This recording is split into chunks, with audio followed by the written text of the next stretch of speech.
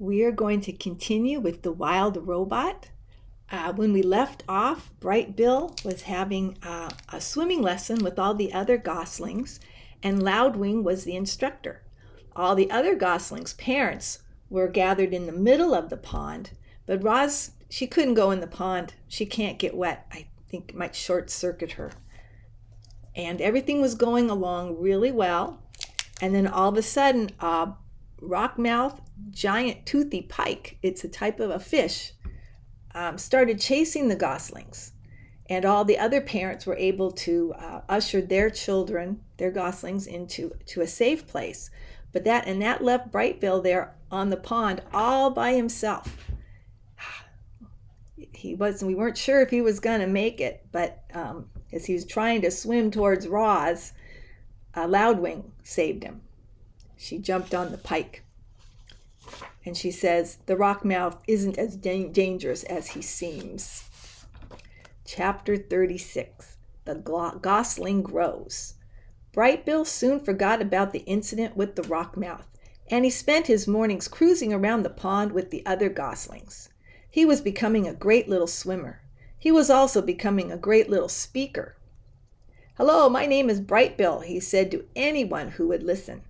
The gosling was small for his age, and he always would be, but he was growing bigger and stronger by the day. His increasing size was matched by his increasing appetite. He gobbled down grass and berries and nuts and leaves. Sometimes he'd snack on little insects. If it was edible, Bright Bill would eat it. And even if it wasn't edible, he might eat it anyway.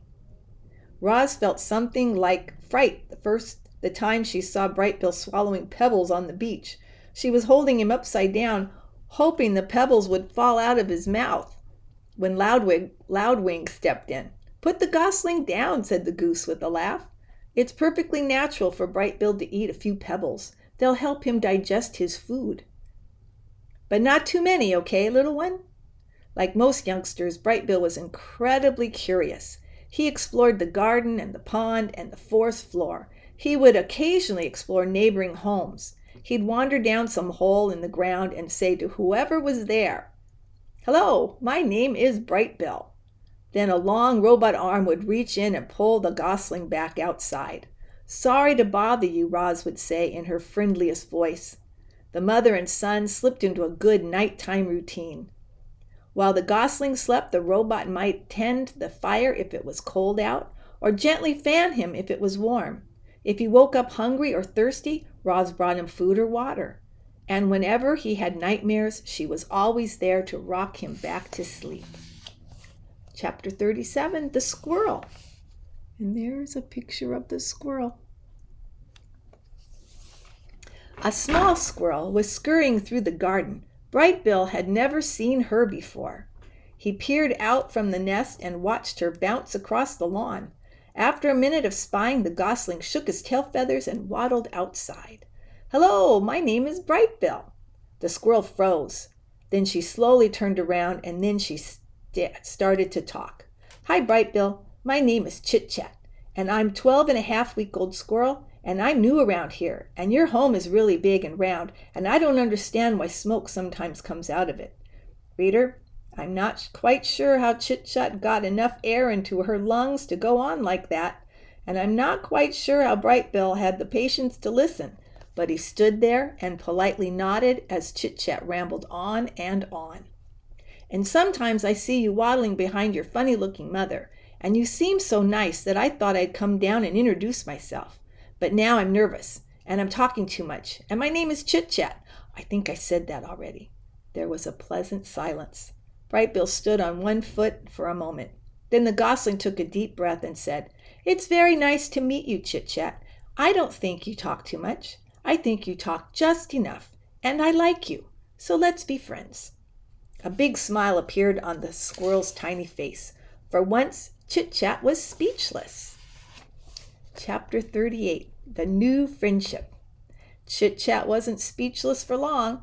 She'd already been alive for a whole 12-and-a-half weeks, and she wanted to tell Bright Bill about every exciting thing and every boring thing that had ever happened to her. And so, as the new friends played and explored and ate together, the squirrel shared her stories. I was born on the other side of the hill, and then last week I decided I was ready to build my first dray, which is what you call a squirrel nest, and now I live in that tree with the weird bump in its trunk, she said while the two of them kicked pebbles into the pond. One time a weasel chased me through the treetops until he missed a branch and fell all the way down and crashed into a bush and walked away all wobbly. And he never bothered me again, she said while the two of them crawled through a hollow log.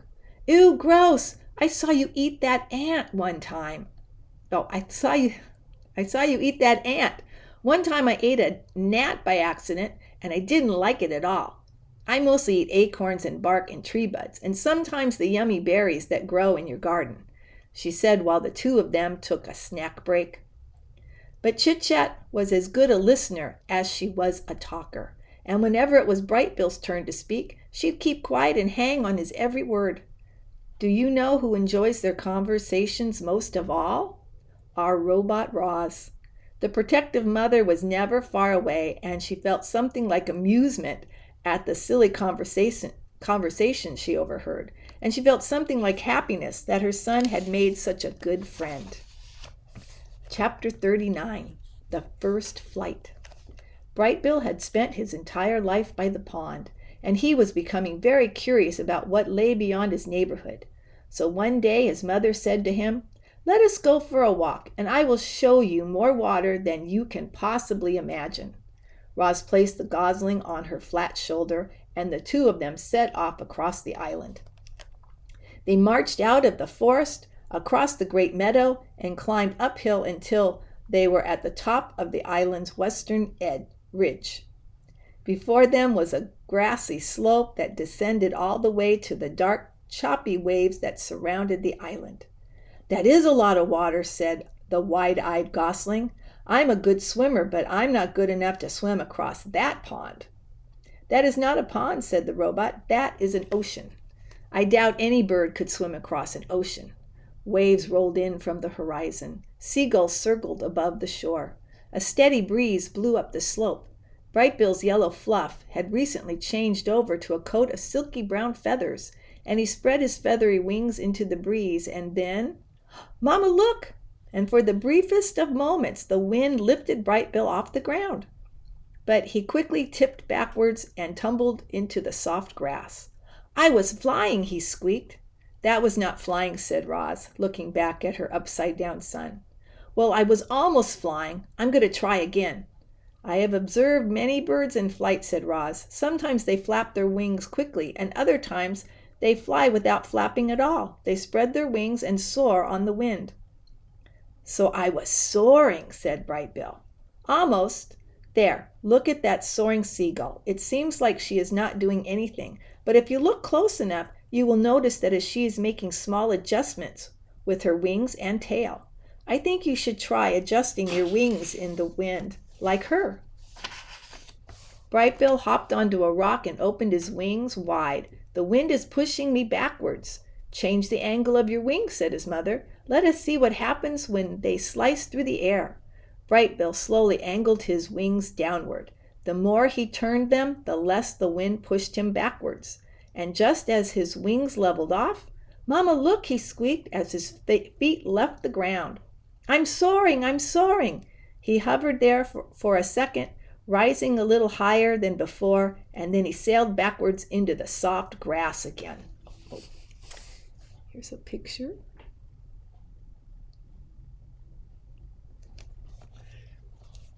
The gosling kept hopping onto the rock and kept riding the wind and kept tumbling into the grass until he started to find his wings. With each attempt, he floated a little higher and a little longer. And finally, Bright Bill really did soar. He lifted high into the air and hung there, floating. He turned his wings down and he felt himself drop. He wiggled his tail feathers and felt himself veering back and forth. "I'm a natural," he squeaked. "You are doing very well," said Roz, "but you need to keep practicing." So they spent the afternoon practicing up on the ridge. Once Bright Bill was comfortable soaring, he tried flapping his wings. He flapped high into the air. He flapped in straight lines. He flapped around and around in circles. A big smile appeared on the gosling's face. Clearly, Bright Bill was designed to fly. "I'm flying, Mama. I'm really flying." "You are flying," said the robot. "Very good." Bright Bill was now a real flyer. But all that flying had worn him out. He lowered himself towards the ground and tumbled into the grass one last time. His landing still needed some work. Roz placed Bright Bill on her shoulder and headed back to the nest. "I can't believe I can fly now, Mama," said Bright Bill in his sleepy voice. I just wish you could fly with me." And then the gosling's words were replaced by a quiet, steady breathing. Chapter 40. The Ship. Bright Bill was a flying fanatic, and his favorite place to fly was up on the grassy ridge. The robot and the gosling liked to spend afternoons up there, working on the finer points of flying. And it was on one such afternoon that they noticed something mysterious far out at sea.